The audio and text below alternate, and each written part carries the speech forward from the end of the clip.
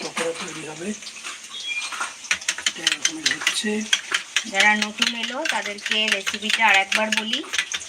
250 গ্রাম চিকেনে আধখানা পাতি লেবু, নুন, সাদা তেল আর একটু রসুন বাটা দিয়ে 2 ঘন্টা ধরে ম্যারিনেট করে রেখে দিয়েছিলাম।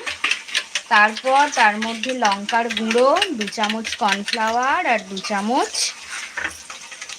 ময়দা দিয়ে আর একটা ডিম দিয়ে পুরোটাকে ভালো করে মাখিয়ে নিয়েছি। এবার আমি 2 রকমের পকোড়া করছি, তাই 2 রকমের পকোড়ার জন্য চিকেনটা অর্ধেক অর্ধেক নিয়েছি।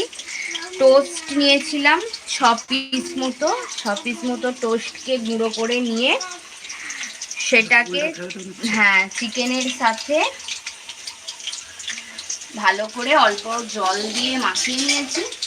মাখিয়ে নিয়ে দেখো এরকম গোলা তৈরি হয়েছে। মাখিয়ে নিয়ে চিকেনটাকে মাঝখানে রেখে চতুর্দিকে টোস্টের মিশ্রণটাকে ভালো করে